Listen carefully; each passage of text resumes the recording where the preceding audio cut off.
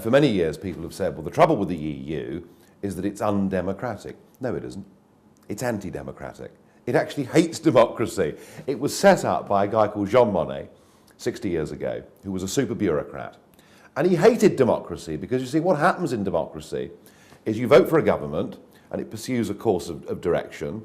Then another government can move in a different direction. Well, that's no good to people like Monnet. They've got 10, 20, 50-year plans. They think they know what's good for us. So right from the start, the legislative mechanism was that the unelected European Commission would have the sole right to propose legislation and the sole right to amend it. So from day one, democracy was never meant to be more than a veneer, a pretense within the whole of the European Union. And now what has happened is the crisis over the Eurozone has been used as an excuse for the European Commission and the European Central Bank to take more power.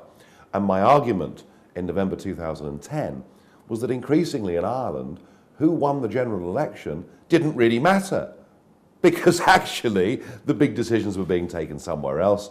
And now, a year later, what your country has sunk to, I'm afraid, is that once every couple of weeks, an aeroplane lands at Athens airport, and out of the plane get a representative of the ECB, the European Commission and the IMF, and they go and meet Papandreou and tell him what he can and can't do. They tell Papandreou what his spending targets must be, what his tax rates must be. Your government is now no more than a puppet government. It is completely irrelevant in Greece whether you have a conservative administration or a socialist administration. And I think that destroys democracy. And I think in Europe, when you destroy democracy, the consequences are very serious indeed. Look, I don't think that the failure of the European project would be a bad thing. I think it might be a very good thing.